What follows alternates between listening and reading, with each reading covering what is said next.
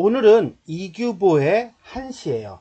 한계사 주지 노각사의 여우를 방문하여 삼요자의 시운을 따라 지어주다 라고 하는 작품인데, 제목이 길죠. 원래는 한문으로 되어 있으니까 이게 풀다 보니까 그래요. 그래서 여우는 우리가 알고 있는 그 여우가 아니라 이런 여관 정도로 생각하시면 돼요. 한계사 주지 스님 늙은 노각사가 있는 여관을 방문한, 그러니까 한계사를 방문한 게 아니라 이 스님이 잠깐 밖에 나왔나 보지, 그지? 그래서 대화를 하면서 이야기하면서 삼요자라고 하는 사람의 쓴 시, 그 시 스타일에 따라서 지어주었다 라고 하는 거예요. 근데 우리가 이제는 EBS 교재라든가 다른 문제집에서는 이게 너무 기니까 그냥 한계사의 노스님에게로 이렇게 줄여가지고 제목을 붙였다 라고 보면 돼요. 자, 그럼 다른 건 다 되겠는데 삼요자는 또 누구냐? 자, 이거는 송나라 때의 스님 도잠이라고 하는 사람의 호예요. 그 다음에 이거는 우리가 잘 알고 있는 소동파의 벗이었으며 소동파와 시를 주고받으며 오랜 우정을 나누었다고 알려집니다. 그러니까 이 노각사가 삼요자 도잠이 되겠고, 그러면 작가는 뭐가 되는 거야? 소동파가 되는 거죠. 그래서 과거 소동파와 도잠이 나누었던 우정을 떠올렸던 것으로 보인다 라고 보시면 되겠습니다. 자, 이 작품은 어떤 작품이냐고요? 자, 고려 중기의 문인 이규보가 한계사에서 온 노스님을 만나 즐거운 한때를 보냈던 경험을 바탕으로 쓴 한시입니다. 자, 이규보는 얽매임을 싫어하는 자신의 자유로운 마음 때문에 평소 강원도 한계로 떠나고 싶은 바람을 지니고 있었음을 밝힙니다. 그러니까 이 한계는 지명이죠. 그러던 중 우연히 그 한계에 있는 한계사에서 온, 그러니까 이 한계라는 말이 지명을 나타낼 때도 있고 절 이름을 나타낼 때도 있는 거예요. 자, 노스님이 있다는 소식을 듣고 노스님이 머무는 여관, 이게 바로 여우가 되겠죠. 방문에 함께 술을 마시며 대화를 나누었는데 노스님과 함께한 시간이 몹시 베리베리 매니 마치하게 즐거워서 해피데이, 한계에 대한 그리움을 잊을 정도라고 말하였다. 오히려 거기로 더 가고 싶은 게 아니라 잊어버렸대. 와우. 자, 어떤 내용인지 한번 전문을 보도록 하겠습니다. 요게 이제 원문이겠죠? 요게 해석이고요. 안개인 양 구름인 양 반공중의 논이니 좋은 볕을 많은 독이 나를 잡지 못하리. 나는 평생에 원차산을 배웠기에 한계로 가서 낭만낭이라 불리고 싶었네. 조금 더 갈까요? 한계의 주인을 우연히 여기서 만나 재미있게 눈썹 펴고 함께 웃는구나. 중이지만 술 한잔쯤이야 어떠하리. 그 얘기 솜씨 신바람이 나는구나. 노느라고 해지는 줄도 몰랐는데 저녁 연기 십리길에 석양을 재촉하누나. 다시는 한계를 그리워하지 않겠네. 스님의 눈빛이 한계보다 더 푸르이. 이런 내용이군요. 자, 그럼 우리가 한행 한 구절 한 구절 살펴보도록 하겠습니다. 안개인 양 구름인 양, 양이라고 하는 건요, 이건 뭐뭐처럼 뭐뭐같이 이런 뜻이에요. 안개하고 구름은 어때요? 자유롭게 떠다니고 형체가 없죠. 잡으려고 해도 잡히지가 않아요. 이건 마치 자유로운 삶을 살고자 하는 화자의 정신과도 맞물려요. 어떤 점에서 잡히지 않고 한 곳에 머물지 않는다는 특성, 그 특성이 공통점이다. 반공, 허공 중에 논이니 한가하게 이리저리 왔다 갔다 하면서 논이 좋은 볕을 많은 독이 나를 잡지 못하리. 좋은 볕을 많은 독이라고 하는 거 어떻게 본다면 부기공명, 어떻게 본다면 세속적 가치, 이렇게 될 거예요. 그래서 화자의 자유로운 정신을 억압하는 일체의 제약, 구속이라고 보면 됩니다. 원시, 아까 잠깐 봤던 원시를 돌려보면요, 옥농금쇠라고 돼 있어요. 옥농은요, 옥으로 만든 세장, 그 다음에 금쇠는요, 금으로 만든 자물쇠예요. 그러니까 뭐야, 억압하는 거, 구속하는 거, 이거죠. 이게 이제는 세속적 가치면서 좋은 볕을 많은 녹으로 이렇게 해석을 한 것 같아요. 그러니까는 이렇게 해석을 하면 직역이 될 것이고, 이렇게 해석을 하면 의역이 된다, 이렇게 보시면 돼요. 나를 잡지 못하리 라고 하는 것으로 보았을 때 화자는 계속 잡혀있었다 안 잡혀있었다, 잡혀있었다 솔직히. 그러나 그래도 나는 벗어나고 싶다 안 벗어나고 싶다, 벗어나고 싶다. 한마디로 어디에도 얽매이지 않는 자유로운 마음의 상태를 지향하는 화자의 가치관이 드러나고 있다. 여기까지가 일행과 이행이 기승전결의 기구에 해당하는 것으로 얽매임을 싫어하는 나의 자유로운 마음이 드러나고 있다 라고 보시면 돼요. 다음 3행 보겠습니다. 나는 본격적으로 화자가 나오네요. 평생 원차산을 배웠기에 원차산이 누군데? 그랬더니 당나라 원결이라고 하는 사람의 자래요. 처음에는 호를 의간자라고 했다가 나중에는 낭사 또는 만낭이라고 고쳤다고 합니다. 그러니까 여기 말하는 낭만낭이 누구예요? 그렇죠. 낭사 플러스 만낭이 되는 거야. 당대종 때 그의 어버이가 늙은 까닭으로 벼슬을 버리고 번상으로 돌아가 책을 벗삼고 살았다. 자유로운 삶을 살았다. 이거겠죠? 그래서 역사적 인물을 제시하여 화자가 지향하는 삶을 드러내고 있어요. 배웠다라는 건 그거예요. 한계로 가서 이때 말하는 한계는 지명이에요. 화자가 지향하는 탈속적 공간이고요. 낭만낭이라 불리고 싶네. 낭만낭은요. 단어 그대로 보면은 허랑한 서생 또는 말과 행동이 허황하고 착실하지 못한 서생이에요. 그런데 이것을 원차산의 호를 따왔다. 우리가 여기서 볼 수 있잖아요. 그죠? 한다는 것은 결국 그와 같은 삶을 살고 싶은 마음을 드러내고 있다. 이렇게 보시면 되겠어요. 그리고 불리고 싶었네 라고 하는 것은 화자가 지향하는 삶과 어떤 삶, 이런 원차산과 같은 삶, 낭만난과 같은 삶, 근데 싶었네잖아. 근데 현실이 그렇지가 못해. 아까 그랬죠. 많은 재물, 부귀공명 가지고 구속을 했다는 거예요. 그렇죠? 그래서 이 현실사에서의 괴리, 그 괴리에서 오는 결핍감을 드러내고 있다 라고 보시면 돼요.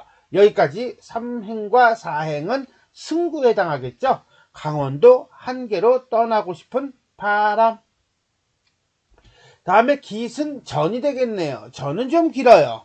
한계의 주인을 여기서 우연히 여기서 만나. 한계의 주인, 한계사의 주지스님이에요. 한계사는요, 한계령 입구에 있는 사찰이고요. 지금은 절터만 있대요. 여기가 어딘데? 여기가 화자가 있는 공간, 즉 어디예요? 여관이죠.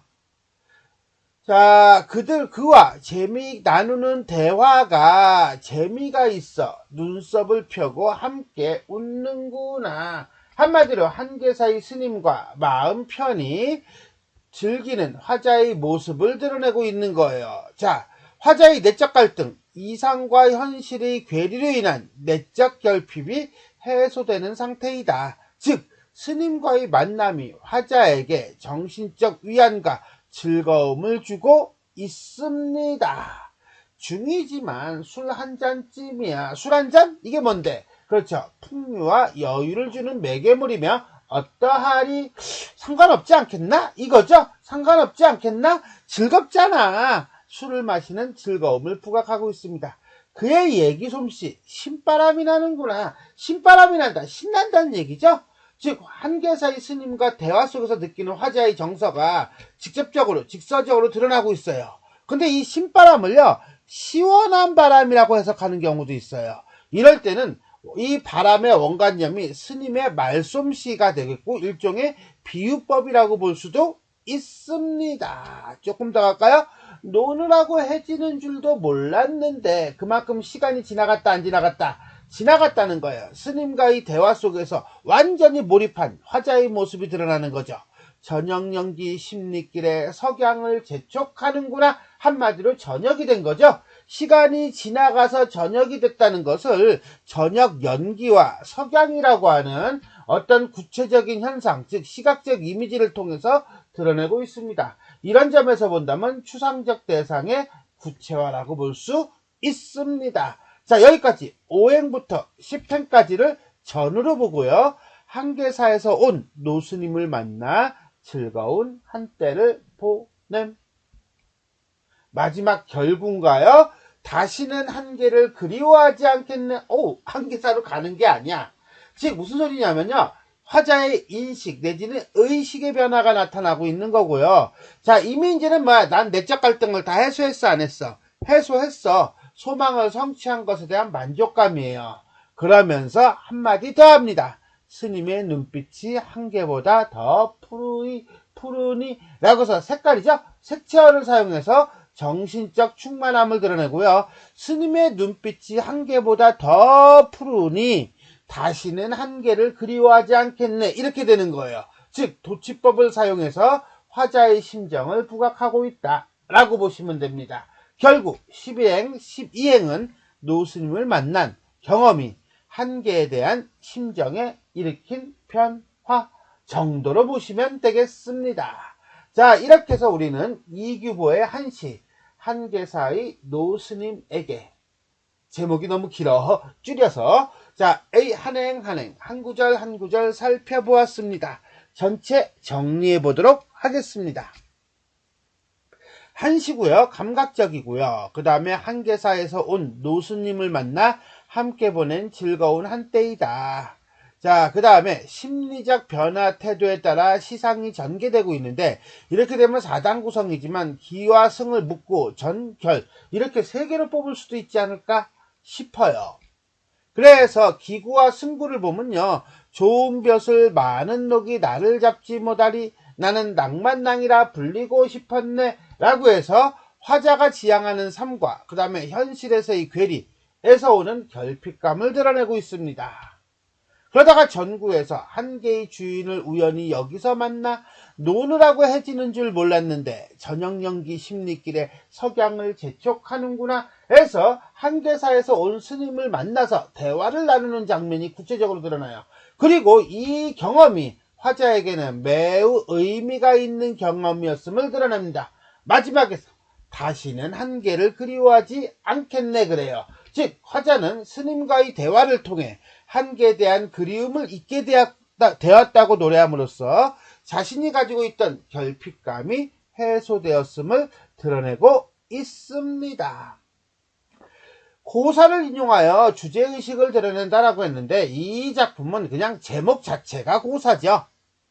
제목이 뭐예요? 한계사 주지 노각사의 여우를 방문하여 삼요자의 시운을 따라 지어주다. 여기서 뭐죠? 그쵸? 삼요자죠. 삼요자, 즉 도잠의 시운을 차용했음을 밝히고 있습니다. 그 다음에 또 하나 원차산을 배웠길래 낭만낭이라고 불리고 싶었네 라고 해서 자, 차산은 원결의 자이고 낭만은 호예요. 훗날 벼슬을 버리고 고향에서 자유로운 삶을 살았다는 그의 삶에 비춰볼 때 화자는 역사적 인물을 인용하여 자신이 추구하는 가치관을 드러내고 있습니다. 조금 더 보겠습니다. 비유, 안개인 양, 구름인 양, 좋은 벼슬 많은 녹. 자, 화자의 자유로운 성품을 안개, 구름에다가 비유하고요. 그 다음에 구속하는 일체의 제약을 좋은 벼슬 많은 녹에 비유함으로써 이상과 현실 사이에서의 괴리를 드러내고 있습니다. 도치법은 이거죠. 더 푸르니 다시는 한계를 그리워하지 않겠네 라고 해서 그동안 한계라는 이상적 공간을 추구했던 자신의 태도가 변화했음을 보여주고 있습니다. 이 도치가 어떤 점에서 의미가 있느냐라고 한다면요, 여기서 말하는 한계는 그가 추구했던 어떤 이상적 공간이잖아요. 근데 이상적 공간이 중요한 게 아니야. 스님의 눈빛이 더 푸르러. 이 말은 진정한 자유와 충만은 이상적 공간에서 실현되는 것이 아니라 어디에서, 그렇죠, 타인과의 만남이나 마음가짐 속에서 비롯된다는 통찰을 담고 있다라고 볼 수가 있겠습니다. 자, 이렇게 해서 우리는 이규보의 한시, 한계사 주지 노각사의 여우를 방문하여 한 삼요자의 시운을 따라 지어주다 라고 하는 작품에 대해서 살펴보았습니다.